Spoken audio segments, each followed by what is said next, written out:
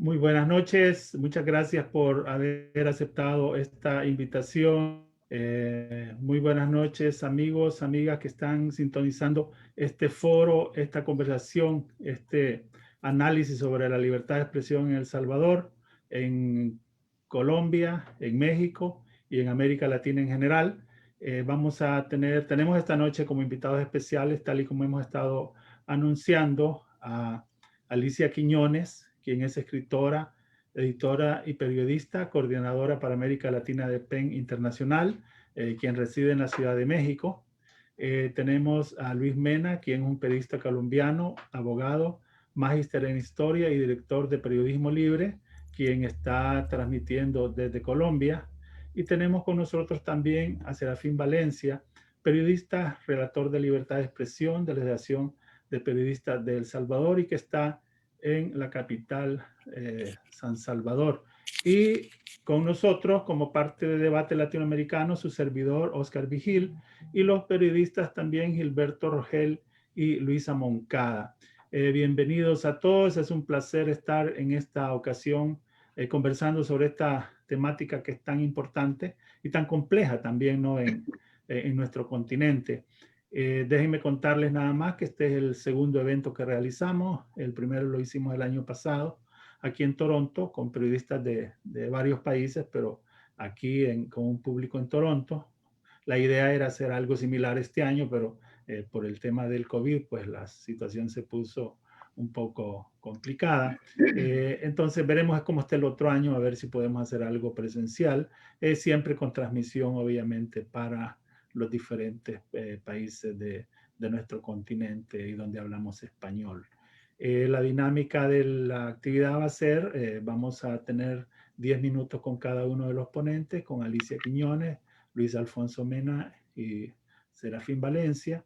Y posteriormente vamos a hacer un panel de preguntas con los periodistas Gilberto Rogel y Luisa Moncada, a quienes les dejo el micrófono desde ya para que retomemos la conversación. Luisa, Gilberto. Ok, muy buenas noches a los que están en este momento conectados a través de la señal de Debate Latinoamericano. Recuerde que también usted puede estar pendiente y comentar en nuestras demás redes sociales y nos encuentra igualmente en Twitter. Un gusto estar con ustedes, Alicia, Luis, Serafín. Y bueno, vamos a iniciar, ¿no? Me gustaría que nos dieran un panorama, 10 minutos cada uno, para que puedan hablar sobre cuál es la situación actual de la libertad de prensa en sus países. Primero las damas, ¿no? Alicia.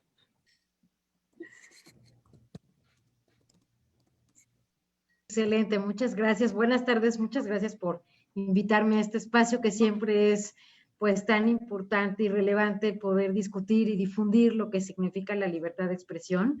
Gracias, bueno, pues voy a darles quiero compartir con ustedes que hace un par de semanas, hacia el 9 de noviembre más o menos, tuve la fortuna de participar en la Conferencia Latinoamericana de Periodismo de Investigación.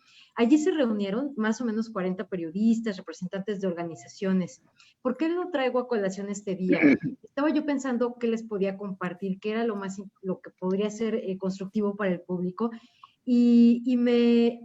y recordé que habíamos, entre este grupo de profesionales que se reunió a aquel momento, hicieron una especie de conclusiones de lo que sucedía en la región, y luego voy a profundizar un poquito en México. Y bueno, parte de las conclusiones o de los puntos generales a los que llegamos y que quiero compartir con ustedes es, bueno, primero que nada, pues reflexionar o enmarcar que el COVID, por ejemplo, pues profundizó dentro de toda esta área de la libertad de expresión todos los escenarios de exclusión y desigualdad. Es decir, el COVID vino obviamente es una situación tremenda, pero vino como a limpiar ese espejo de nuestras realidades, de nuestras desigualdades, ¿no? Sectores, poblaciones, pues de condiciones en mayor vulnerabilidad. Obviamente toda esta situación de este año que hemos tenido más, este año, este 2020, es que se han reforzado las prácticas autoritarias y la supresión de los derechos humanos en la región. algunos, y por supuesto que esto ha hecho que el ejercicio de la libertad de expresión se vea completamente afectado. Tenemos también se han multiplicado los gobiernos autócratas y populistas que se caracterizan, como sabemos, por un creciente autoritarismo.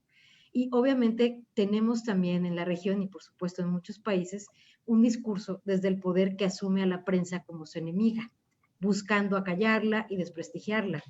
Y también, por ejemplo, comentamos en que si bien las nuevas tecnologías han permitido una apertura de la información, bueno, a ciertos sectores de la población, porque no todos tienen este acceso tan amplio como nosotros ahora, pero digamos que pese a que tenemos esa gran apertura de la información y redes sociales, las redes sociales y muchos otros medios digitales también están siendo usados por estos gobiernos para imponer sus narrativas. La prensa independiente también ha sido y sigue siendo clave para poner en evidencia las dinámicas del poder, la corrupción, la desigualdad y la incapacidad del Estado. Este año también hemos constatado un incremento en la variedad de las amenazas y violencias contra el periodismo, los periodistas independientes. Tenemos, por supuesto, amenazas físicas, psicológicas, digitales, legales y políticas. Y en este conjunto de amenazas hay un alto riesgo para las mujeres periodistas, por cierto, que digamos la Comisión Interamericana de Derechos Humanos y muchas organizaciones pues han sacado estudios de estas violencias a las mujeres periodistas, pero digamos que ahora se ha intensificado un poco. Además, también este grupo de periodistas en este análisis identificó una diversificación de actores que agreden y lesionan a la libertad de expresión. Y estas van desde las estructuras del Estado, que muchas veces son tremendas, como lo que sucede en México, con mucha impunidad, corrupción, las empresas, estos cotos de poder desde el empresariado y el crimen organizado. Todo esto obviamente bajo el cobijo de la impunidad. Obviamente todo lo que son los asesinatos, que es una situación que vivimos en México hacia los periodistas, pues siempre está en esta línea, siempre está cobijado por la impunidad, ¿no? Pero está esta línea delgada entre el crimen organizado y el Estado, al menos es lo que sucede aquí en México. Por supuesto que el fenómeno de la desinformación ha acelerado los procesos de transformación de los medios y también ha implicado que el periodismo revise sus métodos, ¿no? Y su relación con las audiencias, que es algo que también ha pasado ahora, este año en particular, ¿no? Digamos que esto es a grandes rasgos lo que se vio en la región, de lo que podemos coincidir entre varios, y particularmente en México, como lo decía hace un momento, pues tenemos el gran problema del asesinato a los periodistas. Hasta ahora, digo, ese es un número escalofriante que además yo creo que ya lo tenemos memorizado todos los que desafortunadamente vivimos aquí. Tenemos al menos 135 periodistas que han sido asesinados desde el 2000 por ejercer su oficio, por investigar, por escribir, etcétera.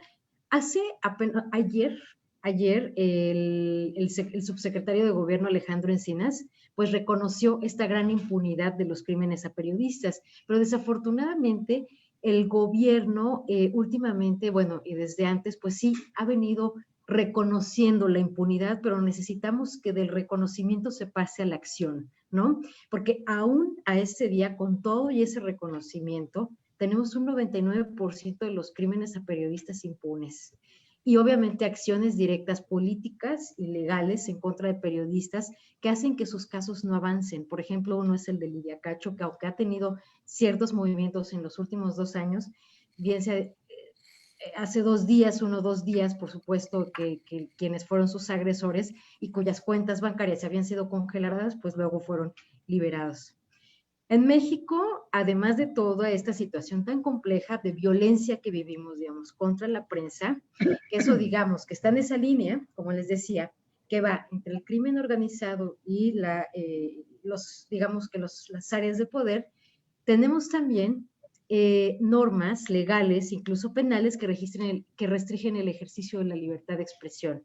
Por ejemplo, tenemos aún delitos contra el honor, como la difamación, las calumnias, y tenemos el delito del halconeo, que sanciona la búsqueda de información, de instituciones de seguridad pública y procuración de justicia. Y es bien interesante, por ejemplo, este tipo de normas que sancionan, porque generalmente un periodista, nosotros como periodistas lo que vamos a este tipo de informaciones de instituciones de seguridad pública. Es una de las fuentes que más, pues que más información atraen. Entonces, si tienes este tipo de normativas, pues es complejo llegar a ellas, es el acceso a la información. Pero también tenemos normas que ahorita están enjuiciando a una periodista en el norte del país, bueno, ha sido sentenciada, normas como delitos de ultrajes a la autoridad. Y esta periodista se llama Carmen Olsen. Ella fue condenada por un juzgado en Baja California porque comenzó a documentar la actuación policial, básicamente, ¿no? Entonces, bueno, digamos que tenemos todo este espectro que no es nada positivo, pero sin embargo sí hemos sido dotados los periodistas de ciertas reformas importantes, ¿no? Eso sí hay que también verlo, ¿no? De herramientas legales y de defensa para su propio trabajo. Por ejemplo, tenemos una reforma al Ministerio Público de la Federación para que se atraigan los casos, los casos a nivel federal, ¿no? Porque puedes tener tu caso como periodista a nivel estatal, pero digamos que ahora tenemos una reforma en la que se puede atraer a nivel federal, ¿no? Donde puedes tener menos impunidad en los casos, ¿no? Siempre y cuando esté implicada alguna agresión contra la prensa. Entonces, digamos, esto es más o menos a grandes rasgos el panorama que se vive actualmente en relación con los impactos legales y obviamente de seguridad que se tienen en relación con la libertad de expresión y el acceso a la información, ¿no? Desafortunadamente, tenemos una ley que protege, la Ley para la Protección para Personas Defensoras de Derechos Humanos y Periodistas, y también tenemos un mecanismo de protección, pero desafortunadamente con muchas fallas en su funcionamiento, deficiencias, faltas de recursos para operar de manera óptima y obviamente con la impunidad como ese eje transversal de lo que hacemos. Pues esto es a grandes rasgos, ¿no? No es una situación desconocida por otros países, y todo esto que les comentaba al principio, estos gobiernos autócratas, esta agresión digamos, tan fuerte para la prensa independiente, pues también se viven en otros países como Nicaragua, con un bonche de leyes nuevas, y también en Honduras, ¿no? Con los asesinatos a periodistas, con los nuevos códigos penales, y bueno, pues y también en Cuba, entre otros, ¿no? Esto es más o menos una visión general de lo que sucede en México y una visión, pues, brevemente regional. Alicia, muchas gracias.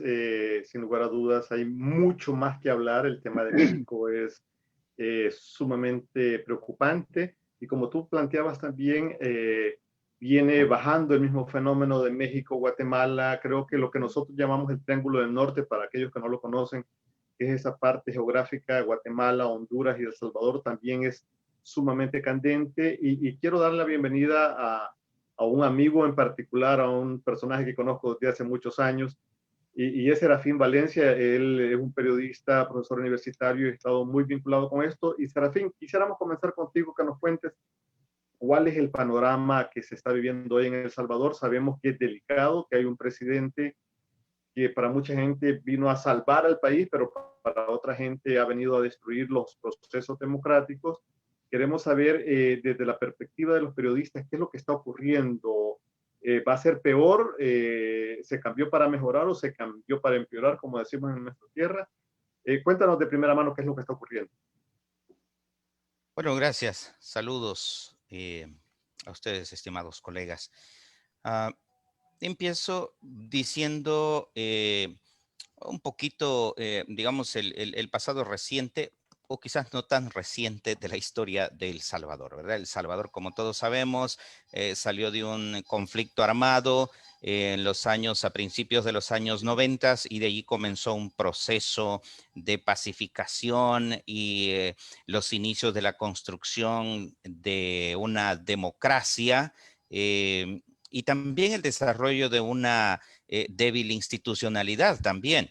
Digamos, en los últimos 25 años se habían visto algunos asomos de fortalecimiento democrático, de creación de institucionalidad, Y dentro de ello, también, digamos, avances en términos de desarrollo de la prensa, en términos incluso de desarrollo de institucionalidad que garantizara el ejercicio más o menos pleno de la profesión periodística, del ejercicio periodístico. Esos avances, esos elementos que venían a consolidar, digamos, este proceso democrático y este papel que juega la prensa en toda sociedad democrática, pues ha tenido sus cambios, ha tenido sus golpes en los últimos años, ¿verdad? Y aquí aterrizo ya con la actualidad. Algunos se harán la pregunta, bueno, ¿qué es lo que está pasando en términos de garantías de libertad de expresión, libertad de prensa en El Salvador? Bueno, mi respuesta inmediata es, se registra un deterioro y un retroceso en las garantías de la libertad de prensa y de expresión en nuestro país, después de estos avances que he comentado antes, ¿verdad? ¿A través de qué se registran ese deterioro y esos retrocesos? Bueno, nosotros asistimos en estos momentos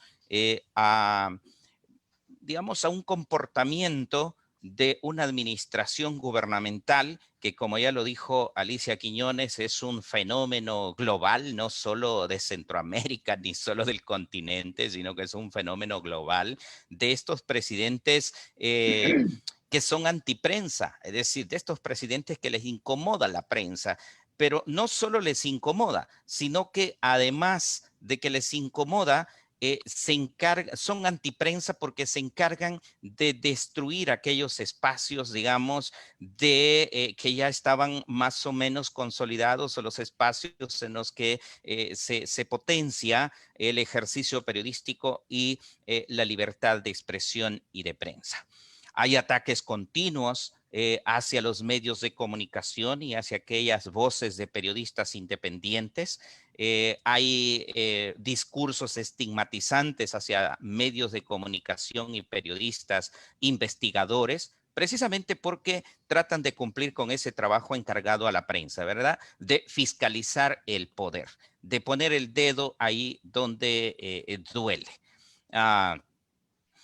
Y bueno, también hay un retroceso en cuanto al cierre de los espacios digamos, del acceso más bien, de los espacios de acceso a la información.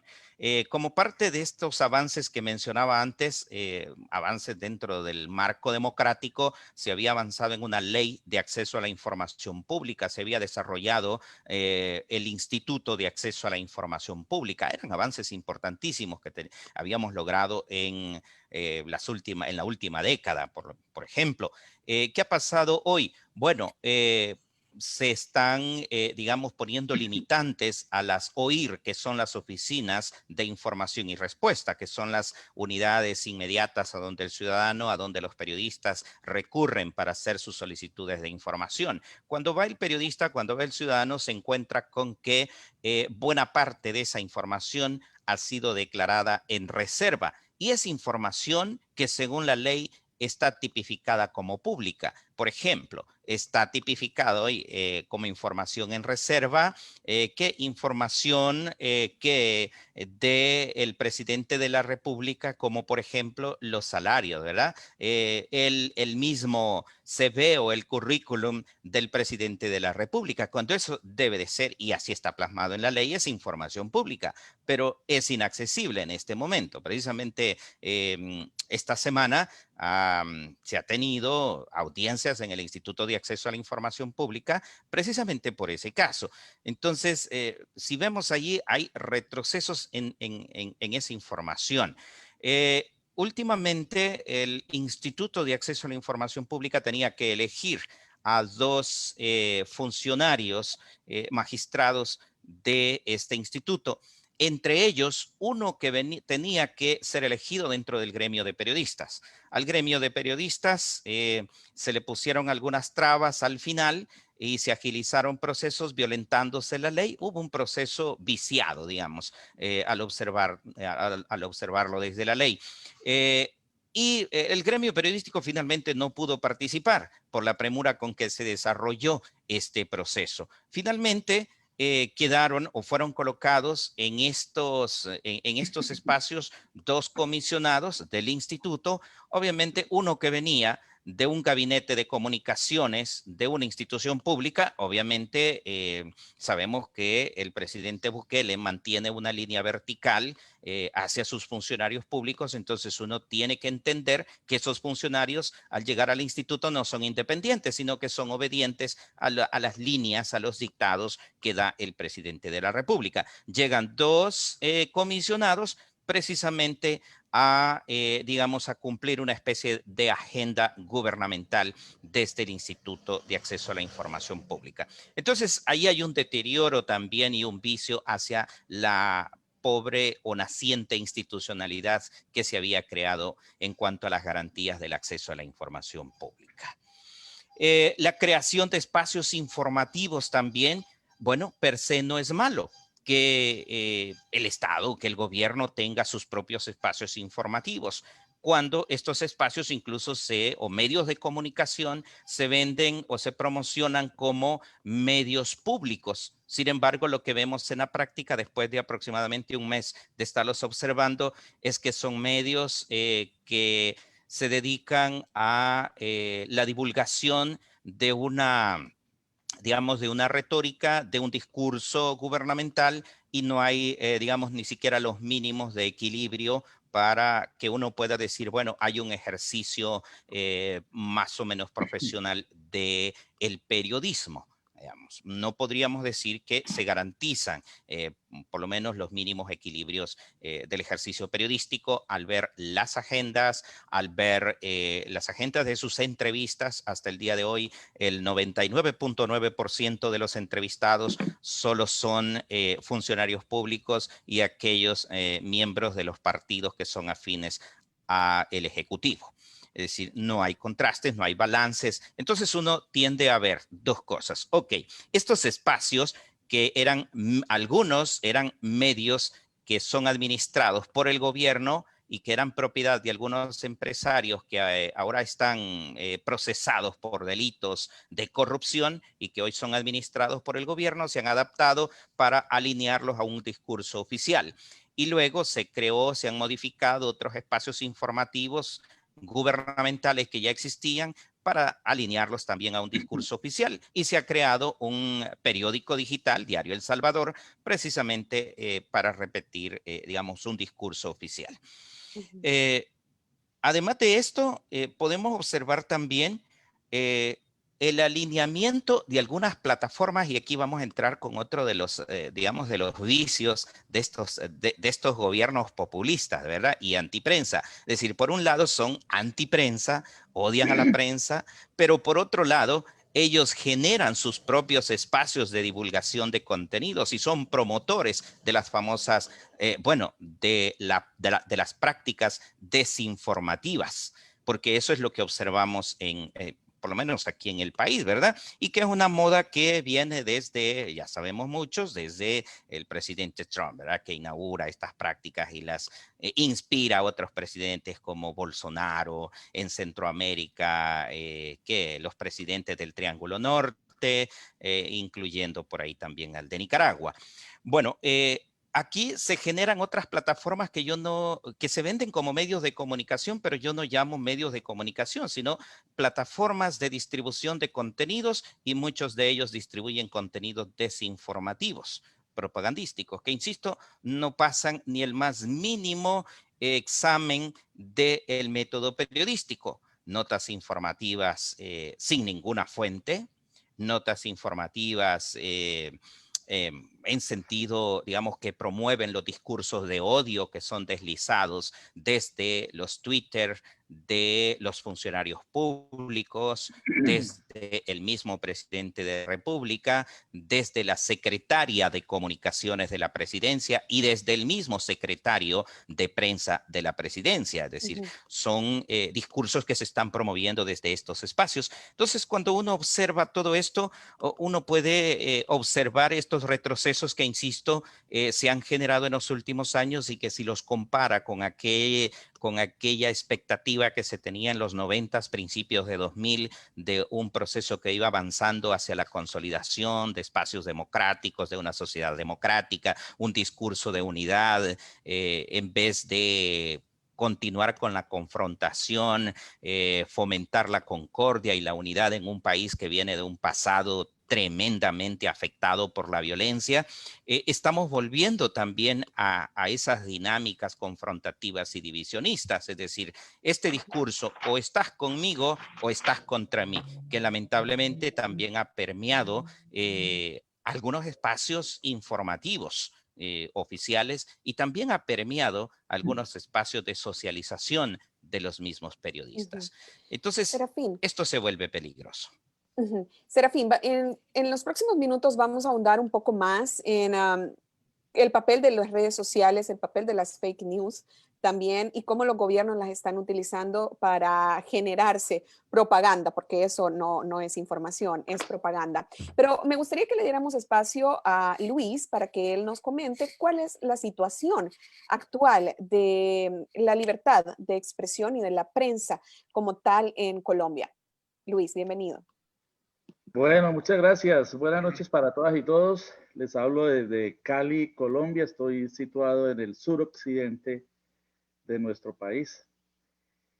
La verdad es que yo tengo una visión un tanto diferente de manera estructural en relación con la que han planteado los compañeros que me precedieron. Yo creo que no podemos analizar los medios de comunicación en abstracto, no podemos analizar la libertad de prensa en abstracto. Desde mi punto de vista, respetando otras posiciones, considero que los medios de comunicación responden a unas estructuras socioeconómicas, a un sistema general y hacen parte de una superestructura ideológica, los medios de comunicación hegemónicos, ¿no? Porque frente a los medios de comunicación hegemónicos existen los medios de comunicación alternativos, independientes, como los que tratamos de desarrollar algunos periodistas en nuestro país. Entonces yo me ubico en ese marco general.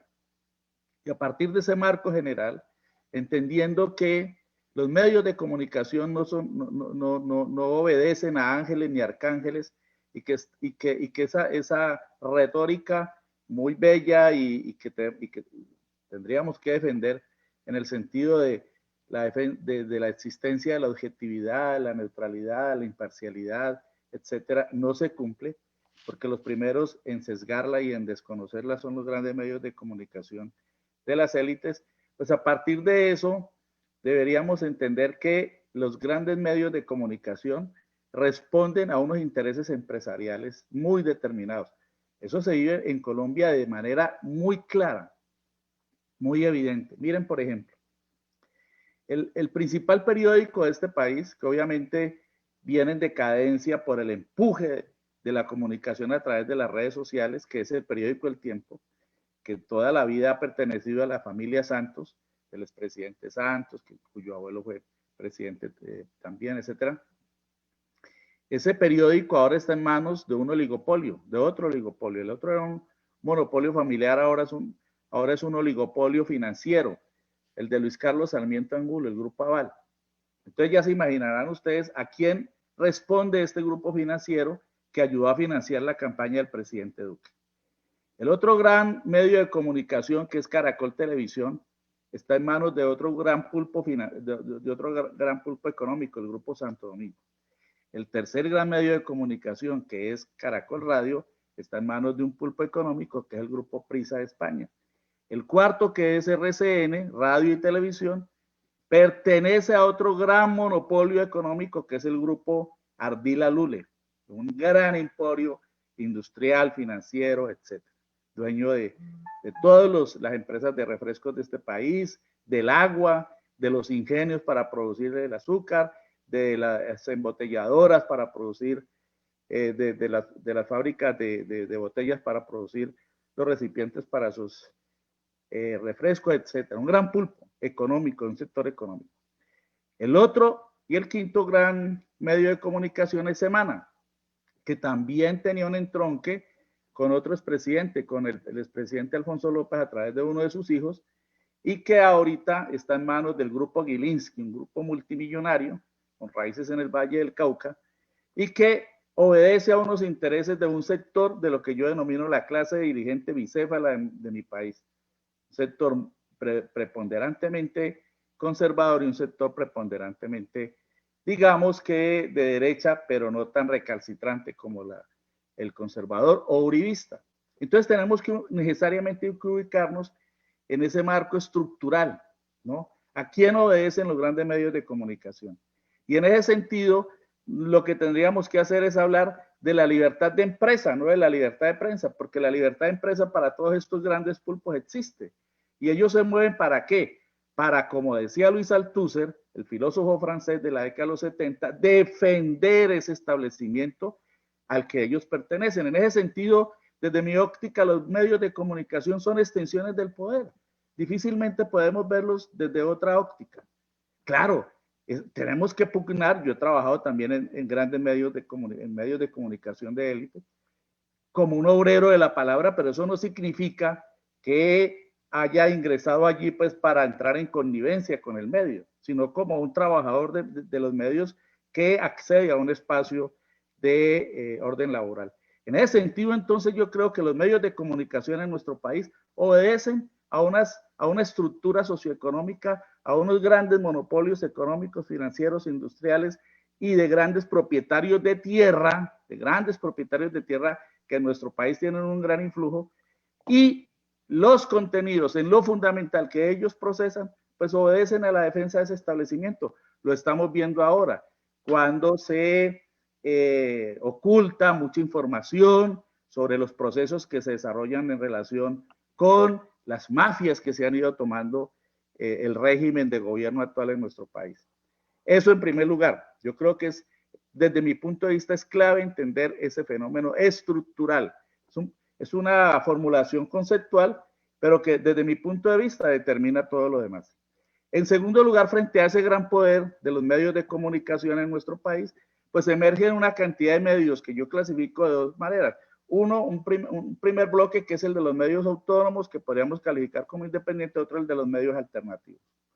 Digamos que estos dos sectores de medios de comunicación agrupan una gran cantidad de periodistas que pugnan por dar a conocer información que desde esos grandes medios de comunicación, en lo fundamental, salvo excepciones, porque obviamente en algunas oportunidades tendrán que producir denuncias, pues dar a conocer información que contribuya para que la opinión pública de nuestro país tenga otra visión del país y conozca lo que las clases dirigentes están haciendo. En ese sentido, hay una gran pugna, una gran lucha, sobre todo desde las regiones, porque una cosa es el periodismo que se hace desde la capital de Colombia, en donde los periodistas están protegidos pues, por muchas circunstancias, y el periodismo que se hace desde las regiones.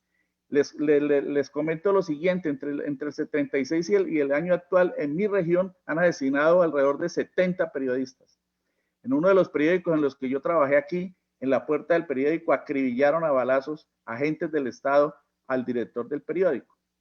Y 3 años después, a uno de los compañeros más queridos con los que laboraba, Adolfo Pérez Arosemena. El periodista asesinado fue el director del periódico en el que yo laboraba, Lirio Mora Beltrán. Y 3 años después asesinaron a Adolfo Pérez Arosemena, agentes del Estado. De modo que en nuestro país, la situación de derechos humanos, de ejercicio de la libertad de prensa por parte de periodistas independientes y alternativos es cada vez más compleja y cada vez más difícil. ¿Por qué? Porque aquí se recurre a lo que yo denomino varias etapas en el proceso de ocultar la información por parte de las mafias y de los sectores de las clases dirigentes empeñadas en que todas las situaciones, todos los lastres, toda la corrupción y todas las situaciones que se presentan en relación con el mal manejo del país y con la profundización de las desigualdades sociales y económicas no salgan a flote.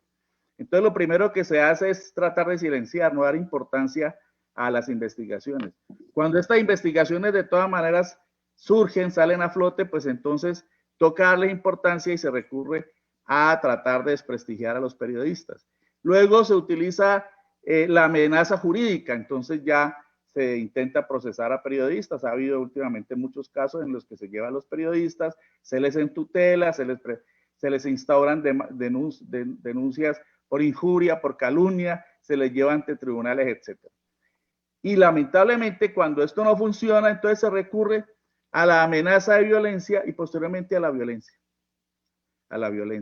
Y varios periodistas en los últimos años en nuestro país, sobre todo en las regiones, y sobre todo periodistas que han denunciado mafias de los partidos tradicionales y mafias de los entronques empresariales y de los grupos que se denominan al margen de la ley, han sido asesinados.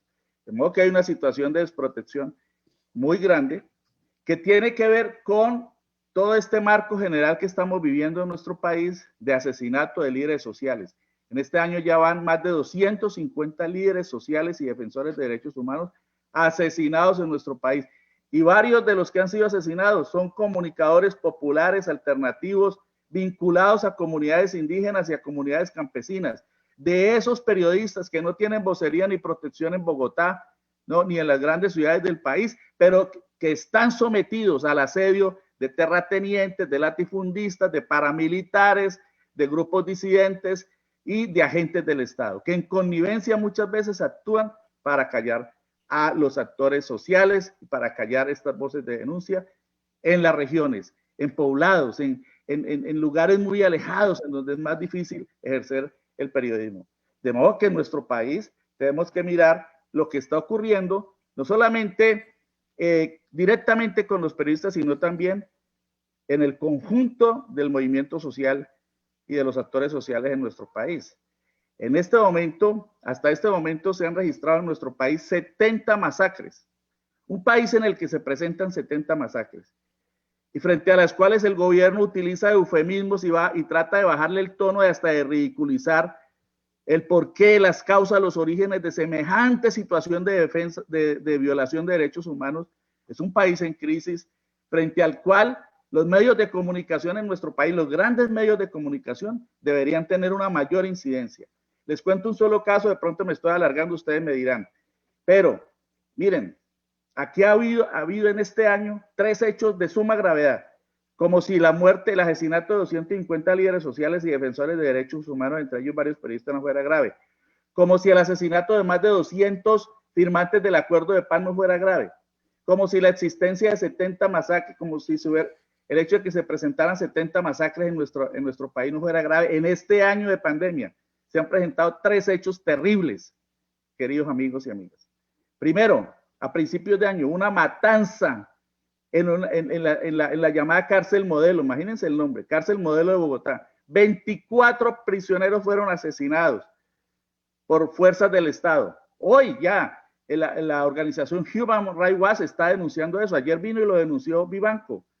Y tuvo que venir un señor desde el exterior para que los grandes medios de comunicación le pusieran atención a un hecho que ocurrió en febrero de este año. Imaginen cuántos meses ha ocurrido. 24 personas asesinadas. Y se ha constatado después de los exámenes de las necropsias practicadas a estas personas. ¿Por qué los grandes medios de comunicación no han puesto el dedo en la llaga sobre esos crímenes? Lo han denunciado los medios alternativos independientes, pero no tienen el eco, no tienen la llegada que se requiere. Esos grandes medios han guardado silencio en torno a eso. Es más, la ministra de Justicia salió a avalar y a felicitar a los guardias del Instituto Nacional Penitenciario porque habían evitado una fuga masiva, y lo que se presentó fue un fusilamiento de 24 personas y hay decenas y decenas de heridos. Todo eso pasó de agache, como decimos en Colombia, en silencio por grandes medios. Ya voy a acabar. Segundo grave acontecimiento. El 4 de septiembre de este año, en una estación de policía en Soacha, pegado a Bogotá, es un municipio pegado a Bogotá, fueron asados vivos 9 personas que estaban allí, que habían sido detenidas. Ni siquiera habían iniciado procesos sobre ellos. Las dejaron que el incendio que desataron allí para protestar por la desatención y porque no se les permitía la visita de sus familiares, se quemaran. Y eso solo se vino a conocer 2 meses después, y eso porque un concejal en Bogotá lo denunció. Y tercer hecho, el 9 y 10 de septiembre hubo una matanza protagonizada por la Policía de Colombia. 13 ciudadanos, 13 jóvenes fueron asesinados en hechos de represión después de que la gente en Bogotá se levantó indignada contra el asesinato del joven Javier Ordóñez, un joven abogado que fue asesinado por agentes de la policía en Bogotá. Fue tal la magnitud de ese asesinato que hizo que la población en Bogotá espontáneamente se levantara. ¿Qué dijo el gobierno? Lo que eso haya sido la guerrilla, como siempre, buscar el enemigo interno. De modo que, ¿cuál ha sido la reacción de los medios frente a eso? Esos son casos que ya están pasando a segundo plano, cuando deberían estar en el primer plano de la información, ¿no? Como por ejemplo todavía en el primer plano, creo que todavía se mantiene en el primer plano de la información lo de los 43 normalistas de Ayotzinapa en México. De modo que, queridos amigos y amigas, yo quiero llamar la atención sobre esto, porque creo que los medios de comunicación no los podemos analizar en abstracto. Tenemos que analizarlos es en relación con las funciones que cumplen dentro del Estado, con el papel que cumplen dentro del Estado y con los intereses a los cuales sirven dentro de un Estado determinado. Dejo allí, seguramente tendremos oportunidad de ampliar sobre lo que pasa en mi país. Luis, muchas gracias. Vamos a entrar hoy de lleno a la etapa de preguntas. Esta es una etapa que vamos a tratar de compartirlas y quizás, como hemos visto, a todos nos gusta hablar y hay 20,000 cosas que quisiéramos ahondar aquí, pero yo quiero quizás partir de algo muy particular. Luego de escuchar el caso de México, escuchar la situación en El Salvador y también el caso de Colombia, como que hay un hilo conductor y ustedes lo pueden ver también. Tenemos hoy un tema que nos llamaba la atención, el hecho de la pandemia y la libertad de expresión, pero detrás de esto vemos también que hay figuras importantes, elementos claves, como una desprotección a la libertad de los periodistas para informar, para hacer, digamos, pedir una rendición de cuentas a los presidentes, a los gobiernos, a los estados. Esto no está ocurriendo. Vemos también que hay un fortalecimiento de las figuras de los periodistas, de los presidentes antiprensa, y también vemos también que hay una desprotección de las audiencias. Esto creo que ha quedado marcado en los tres fenómenos que hemos visto, los tres países que hemos visto hoy. Entonces, yo quisiera volver quizás un poquito a México, porque cuando Alicia nos presentaba ese panorama, es casi la misma situación que está ocurriendo en Colombia, es la misma situación que está ocurriendo en El Salvador. Alicia, yo quisiera que nos plantearte quizás un ejemplo concreto. Si estamos viendo este hilo conductor, cuando presidentes que se fortalecen, que le gritan a los periodistas que hacer una pregunta puede incomodar a un presidente, ¿qué es lo que estamos viendo? ¿Qué es lo que va a ocurrir? O sea que ya no se puede pedir una rendición de cuentas a un funcionario, es peligroso exigir, así como ocurre en El Salvador, que a un presidente se oculte su currículum vitae porque esa es información privilegiada. ¿Es el mismo fenómeno que estamos viendo en México? Te refieres al acceso a la información, ¿no? En este caso pública, ¿no? Sí. No creo que sea el mismo fenómeno que se está viviendo, como tú dices, en El Salvador. Aquí tenemos un instituto de acceso a la información. Obviamente se hacen las solicitudes y puedes acceder a cierto tipo de información pública. El problema es que cuando tú haces pública cierta información, es decir, ¿qué es lo que pasa cuando hay un ataque a un periodista? O sea, cuando hay un ataque a un periodista es un mensaje general, ¿no?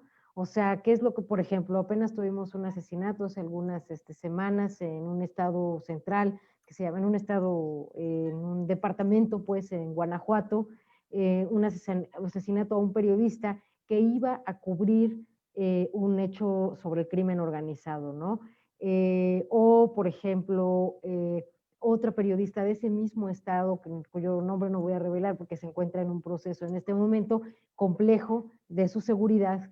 Ella estaba investigando a un alcalde y simplemente hacía su trabajo, tenía acceso a la información pública y mostraba lo que estaba sucediendo en cierta ciudad. Entonces, pero claro, ella empezó a recibir agresiones por parte del alcalde hasta que las agresiones pasaron de ser verbales, digamos, de desprestigiar su trabajo, a hacer agresión física y luego demanda legal, ¿no?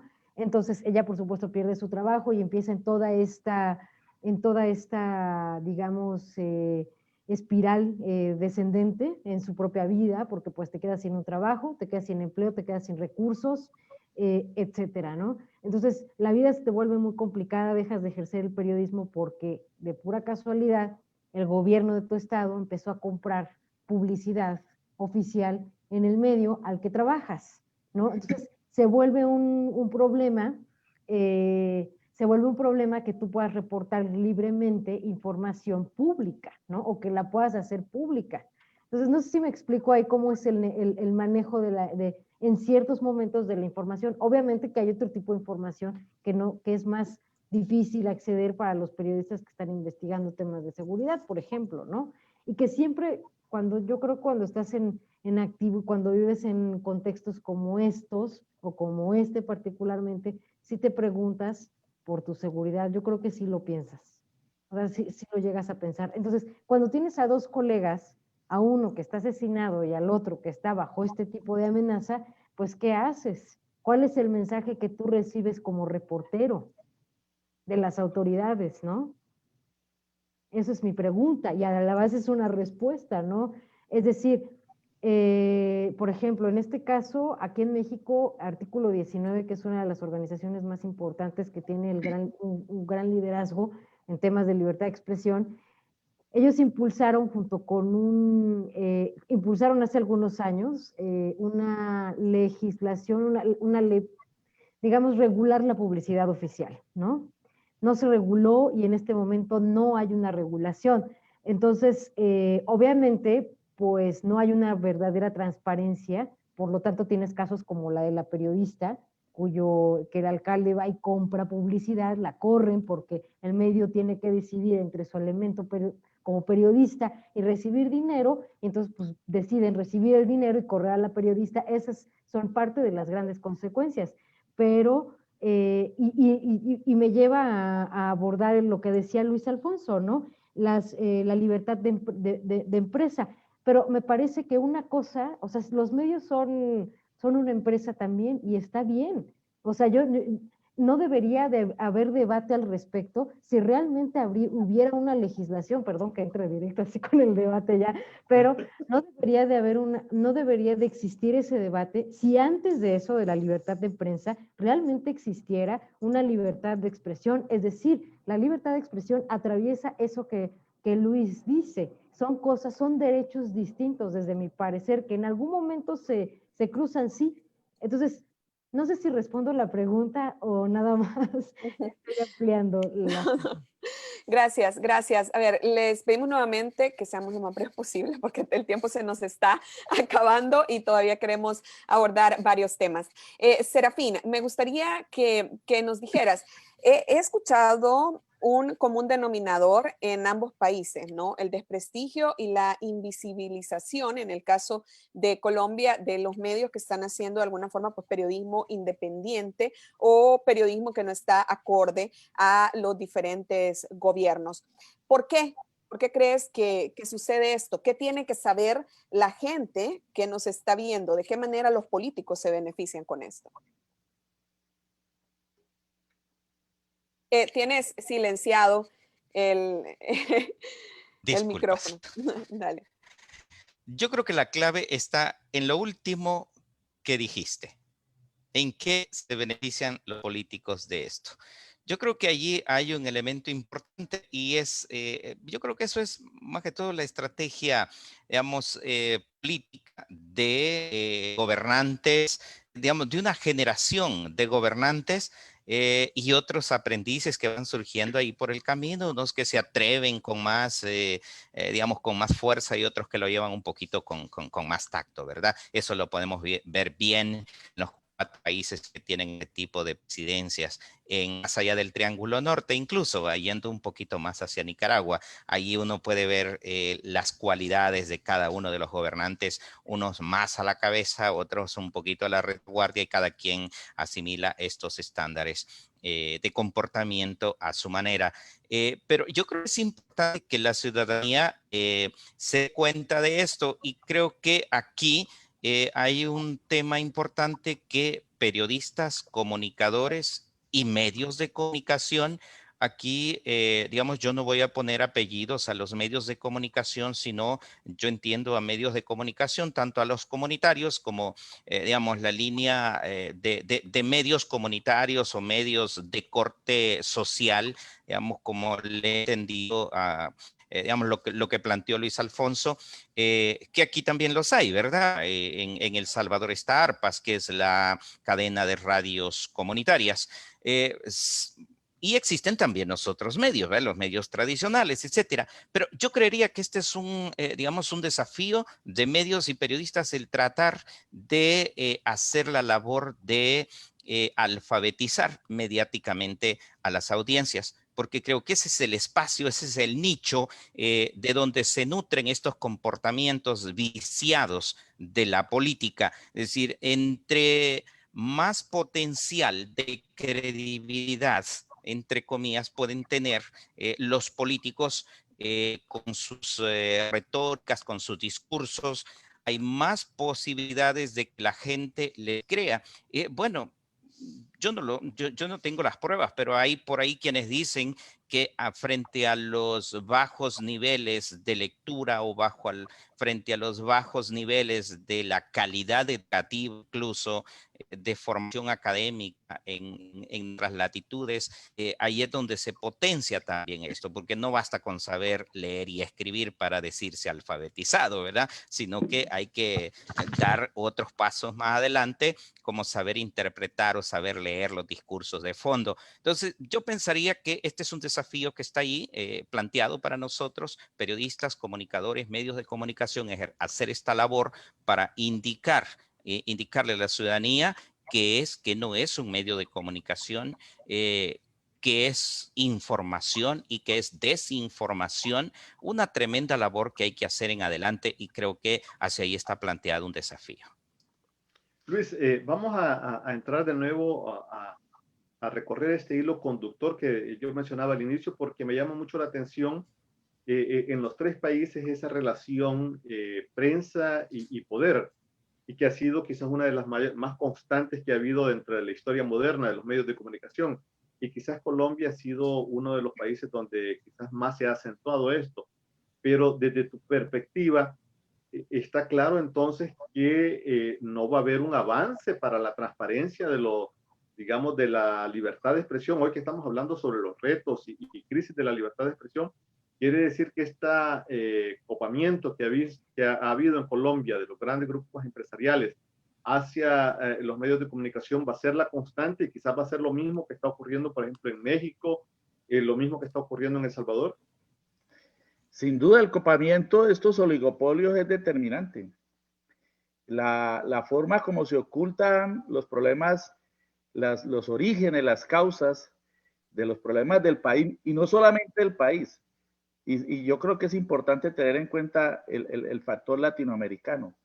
Muchas de las matrices dictadas desde el poder estadounidense, desde los Estados Unidos, se vierten sobre los grandes medios de comunicación, que manejan un discurso ahí sí archiegemónico.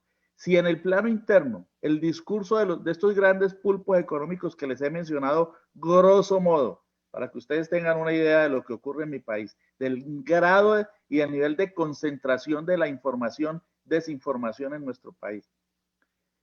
Ese proceso sigue creciendo, y estos grandes medios y estos grandes pulpos económicos, estas grandes corporaciones dueñas de los principales medios de comunicación en Colombia, manejan unas matrices archiegemónicas en relación con el poder de Estados Unidos.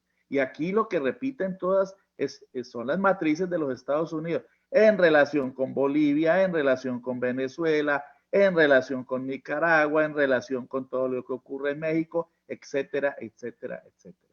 De modo que aquí lo que se vierte es fundamentalmente la visión pro-gringa, pro-yankee, ¿no? Y en los 4 meses de Donald Trump, la visión de Trump, que ustedes, pues bueno, en mi posición, ha sido una visión segregacionista y extremista, antilatinoamericana y violadora de los derechos humanos. Y creo que el influjo desde Estados Unidos para América Latina en estos 4 años ha sido demasiado negativo. Pero esa visión es la que se vierte en los grandes medios de comunicación nuestros. y otras visiones de país se tienen que mirar, se tienen que plantear desde medios que denomino autónomos, que son plataformas principalmente en internet, porque emisoras radiales o canales de televisión muy poco, pues se encargan de un poco plantear otra visión, la otredad que yo denomino, visiones alternativas y sobre todo dar cabida a medios a las problemáticas de las regiones, de las comunidades y dar cabida a las posiciones y a las acciones de lo que denomino las clases subalternas, las clases populares, que no se expresan en los grandes medios de comunicación, que son sesgados, porque si nosotros vamos, hacemos un recorrido a través de los espacios de opinión en estos grandes medios de comunicación, pues en ellos tienen presencia fundamentalmente los voceros académicos, intelectuales, políticos, económicos y sociales de las élites. Entonces nuestra sociedad es una sociedad supremamente excluyente, segregacionista y desigual, y ese tipo de sociedad capitalista excluyente en la que la gran propiedad de la tierra tiene una gran incidencia, se refleja en los grandes medios de comunicación. En eso no nos podemos llamar engaños. Y no estoy con estos diciendo que todos los periodistas se suman a eso. Claro que hay voces disidentes en esos grandes medios, claro que hay voces independientes, pero les cuento un hecho reciente, pues, que es el de la revista Semana. La revista Semana siempre ha sido una revista desde 1982, cuando se fundó por López Caballero, hijo de López Miquelsen, el presidente represor de 1974 a 1978 en Colombia, al que le hicieron el gran paro cívico nacional en 1977. Esa revista siempre mantuvo una posición de derecha, defensora del establecimiento, pero allí se expresaban voces de intelectuales de cierta independencia, de centro, algunos de izquierda, que denunciaban sobre todo al uribismo. Pues ahora tuvieron que salir todos, porque les impusieron una periodista de extrema derecha para radicalizar la línea editorial de esa revista. Y pasó de ser una revista de derecha, del establecimiento, en la que se vertían algunas denuncias y eran importantes, sobre todo sobre el paramilitarismo y las mafias, pasó a ser una revista de la extrema derecha.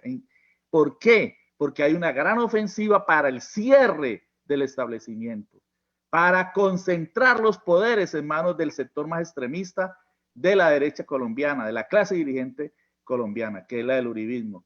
Y en ese sentido, entonces, todo eso va concatenado. ¿Qué ocurrió? Antonio Caballero, María Jimena Duzán, todos los periodistas que hacían denuncia y que tenían posiciones independientes se tuvieron que retirar porque no podían estar de acuerdo con que se les impusiera otra línea más recalcitrante de la que tenían.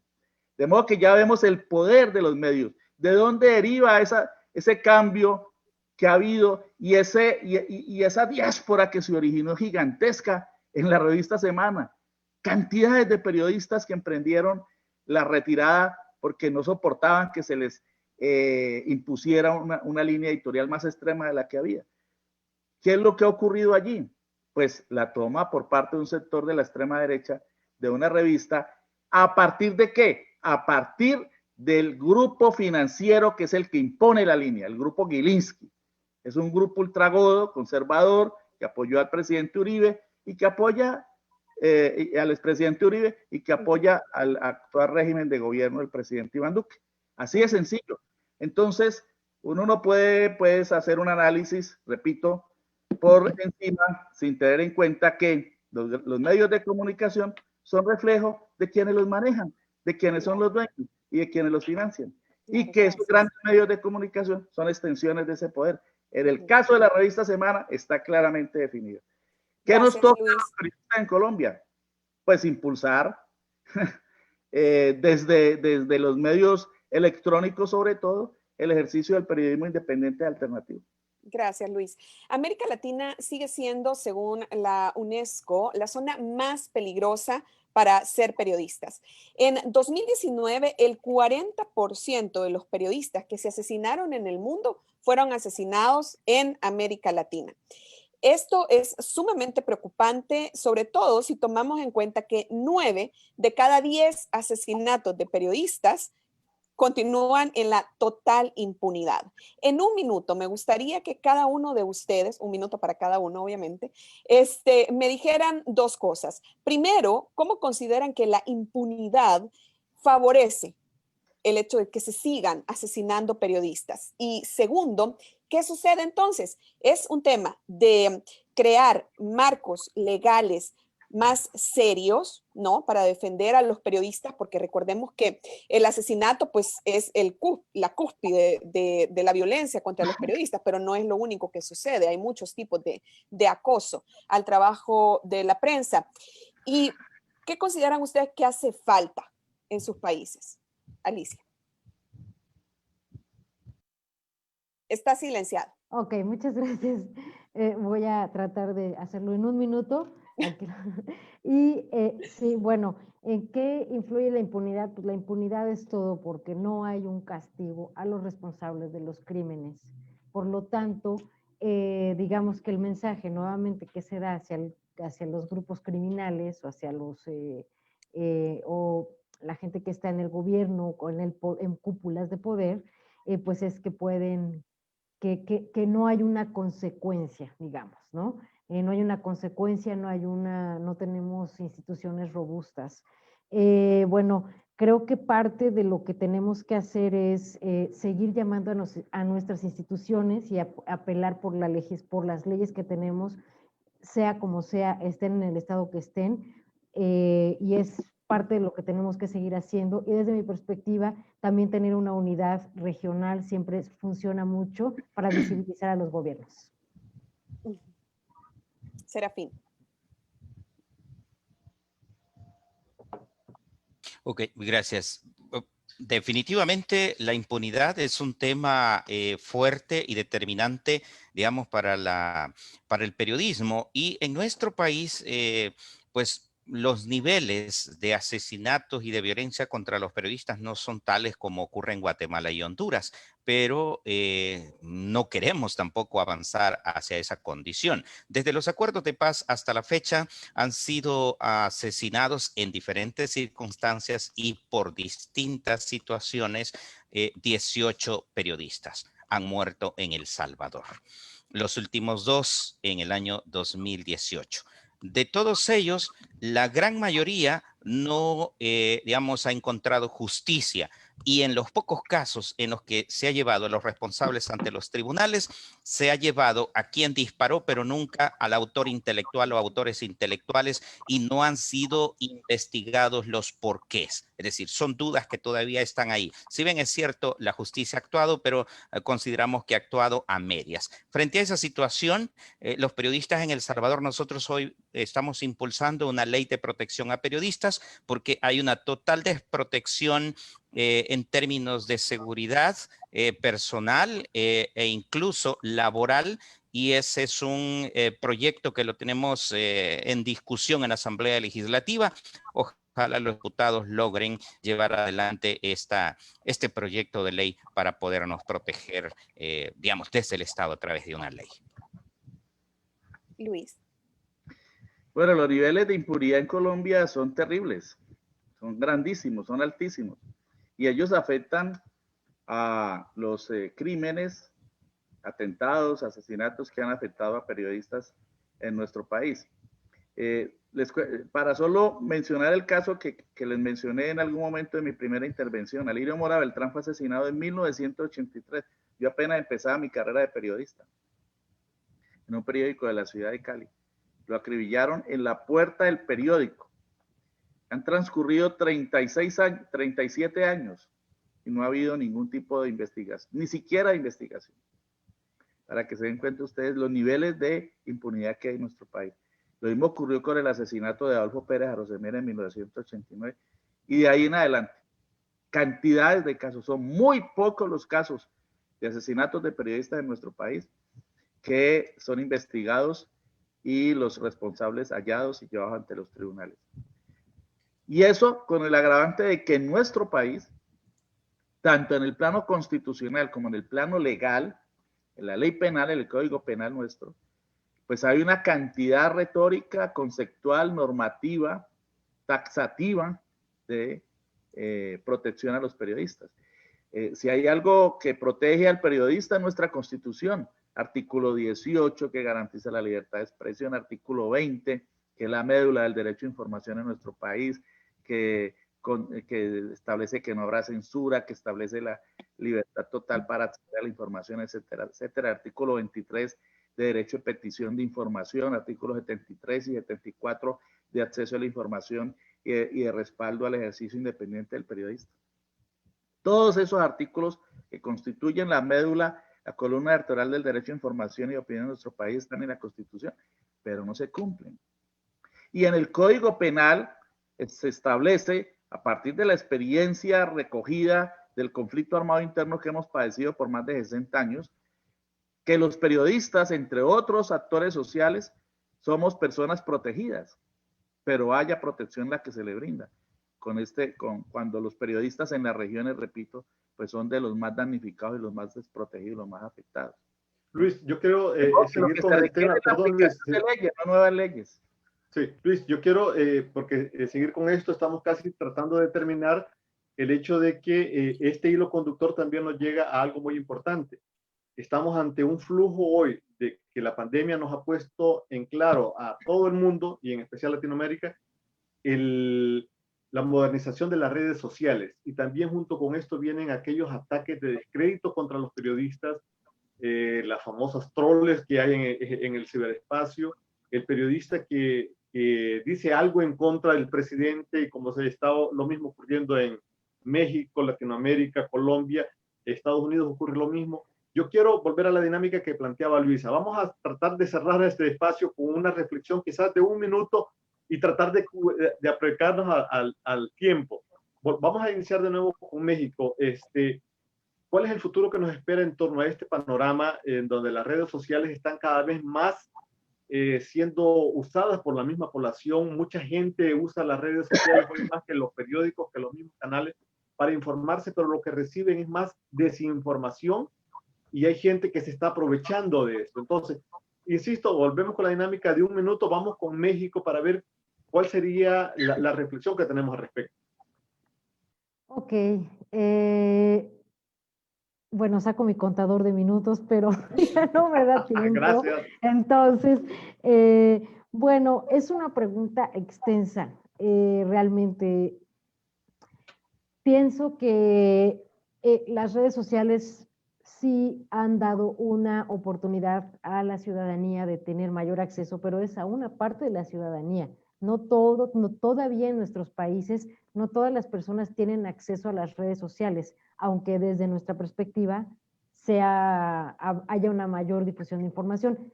Todavía no es total, o sea, hay mucha gente que todavía no tiene acceso desde por educacional o porque no tiene acceso a la tecnología, desafortunadamente, ¿no? Las desigualdades sociales. Entonces, creo que lo que viene es una mayor, digamos, una robustez. Los medios tienen que robustecerse en su confirmación de información, en su acercamiento a las audiencias, y también tiene que existir una parte educativa, como lo decía Serafín, de alguna manera lo relacionabas con las audiencias, desde los medios hacia las audiencias, pero siempre va a existir, y con esto termino, este intento de los gobiernos autoritarios de bloquear la información. Gracias. Vamos a El Salvador. Serafín, con la elección del presidente Bukele quedó claro que el uso de las redes o mal uso de las redes sociales fue un factor determinante en la elección. ¿Esto va a seguir siendo la constante para los próximos procesos electorales en vista de que está ocurriendo en México, está ocurriendo en El Salvador y sin lugar a dudas debe ser lo mismo que ocurre en toda Sudamérica, en particular Colombia? Entonces, en el caso de El Salvador en particular, ¿este va a seguir siendo la constante?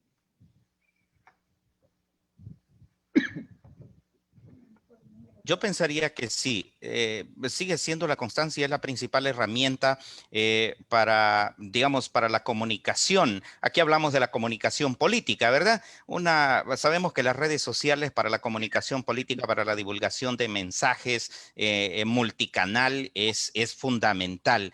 Entonces, los gobernantes, los políticos de esta nueva ola se han montado, han identificado bien que estos son, digamos, los vehículos por excelencia para comunicarse, no solamente con los jóvenes. Antes pensábamos que las redes sociales y que el contacto era más con los jóvenes, pero los datos en el caso de El Salvador nos dicen que no, ¿verdad? Que no es cierto. Al final no fueron los jóvenes los que terminaron eligiendo la presidencia, sino que quienes terminaron eligiendo al presidente Bukele fueron adultos, y adultos que en edad productiva, adultos entre los 25 hasta los 39 años, es decir, la población económicamente activa y que está comunicándose, que usa Facebook, que usa Twitter, hasta ahí, ¿verdad? Entonces, además de esto, veamos las tendencias en el crecimiento de la comunicación. Bueno,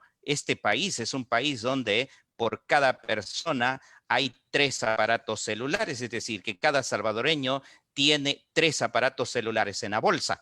No sé cómo, pero eso dicen las estadísticas, ¿verdad? Habemos casi 7 millones de salvadoreños, hay alrededor de 21 millones de aparatos telefónicos por ahí.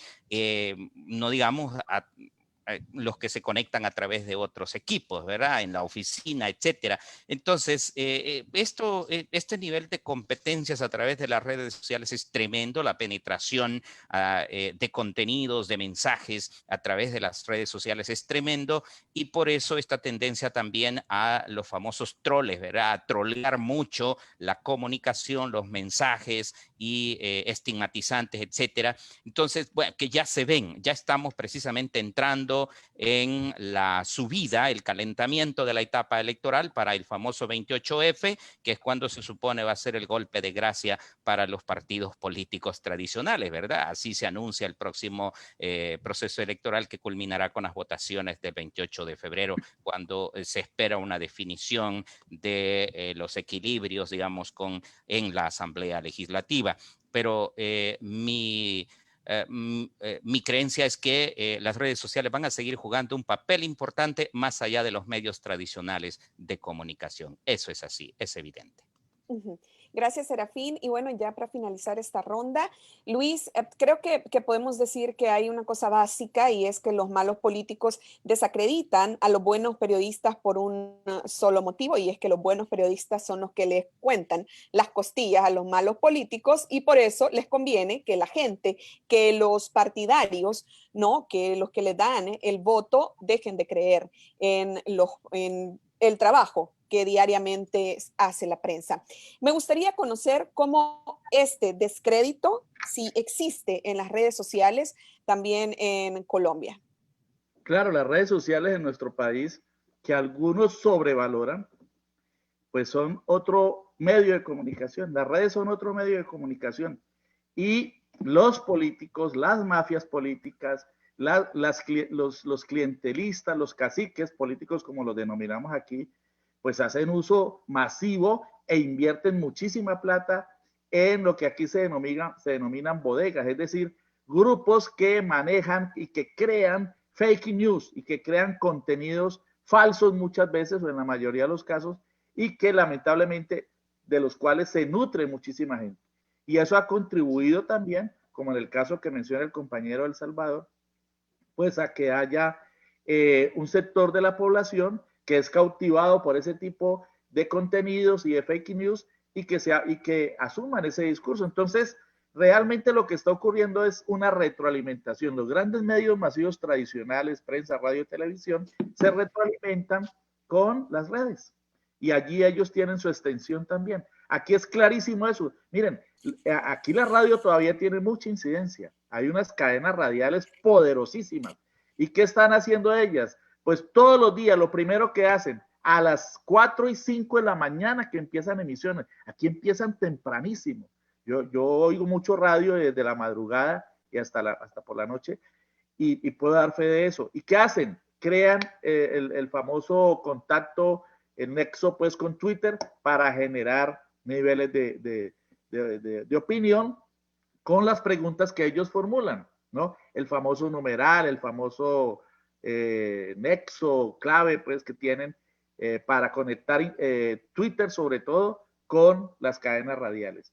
y hay una constante retroalimentación y en todos los niveles, de modo que la desinformación y la falta de democracia en la información y en la opinión que se vierte en los grandes medios masivos tradicionales, prensa, radio, televisión, se reproduce en las redes. ¿Qué toca hacer para enfrentar eso que algunos consideran que es la panacea y que es el gran medio a través del cual la gente invisibilizada, las minorías o las mayorías excluidas se pueden pronunciar y se pueden expresar? ¿Qué toca hacer? Pues multiplicar el ejercicio del periodismo independiente, pero con una consideración conceptual que para mí es muy importante. Y es saber diferenciar lo que se vierte masivamente en las redes, como fake news y como contenidos generales, y los procesos de investigación a los que estamos obligados los periodistas. Esa es la gran diferencia, y eso es lo que tiene que hacer el periodismo. Luis, muchísimas gracias. Y todo lo que se vierte en las redes y el periodismo es la investigación. Luis, muchísimas gracias. Alicia, Serafín, ha sido realmente un gusto conversar sobre esta temática. Obviamente hay muchas visiones y hay muchas más aristas sobre las que hablar, o sea, no lo vamos a acabar en una sola sesión. De hecho, déjenme decirles que hemos tenido reclamos de gente de Costa Rica que vive aquí y de Chile, que por qué no estamos hablando de la situación en esos países. Claro, o sea, podemos tener 20 personas aquí, va a ser una locura, ¿no? Pero la conversación va a continuar, pero va a continuar la conversación, pero además van a continuar las acciones, porque hay cosas que estamos preparando que posteriormente vamos a ir conversando con ustedes. Acciones que se tienen que hacer y que alguien las tiene que hacer y que esperamos que las hagamos en conjunto para tratar de ayudar a mejorar la situación en algunos de los países de nuestro continente. De eso vamos a conversar más adelante. Los foros van a seguir y las investigaciones, era a lo que me refiero en concreto, también van a continuar en los próximos meses. Por ahora, a nombre de Debate Latinoamericano, de Revista Debate, queremos darles las gracias por esta participación. Ha sido extraordinaria, muy rica. Temas sobre los cuales discutir, de los que tenemos matices, diferencias, es exactamente lo que nos hace más ricos en esta conversación. Gracias nuevamente, muchas gracias a Gilberto y a Luisa por esta dificultad de estar lidiando con los paneles, ¿verdad? Eso siempre es un reto. Este siempre es un reto, pero particularmente muchísimas gracias a Alicia, Luis Alfonso, Serafín, una palabra de 5 segundos, no es un minuto de despedida nada más. Comenzamos en el mismo orden, Alicia.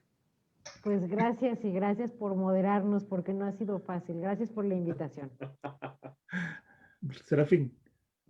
Bueno, gracias por permitirnos más que la conversación, este encuentro con algunos que teníamos años de no vernos, contigo, Oscar, Gilberto, tantísimos años de no encontrarnos, Luisa, y por supuesto el gusto de conocer a Alicia y Alfonso. Un abrazo a todos. Luis Alfonso. Bueno, igualmente muchas gracias, Oscar, Gilberto, Alicia, Serafín, Luisa. Creo que los mencioné a todos, ¿cierto? Por permitirme entrar en contacto con ustedes, por conocerlos y ojalá podamos seguir en contacto porque nuestros pueblos lo necesitan. Muchas gracias. Sin lugar a dudas, sí va a ser. Gracias a todos y nos vemos luego entonces. Feliz noche. Está muy bien.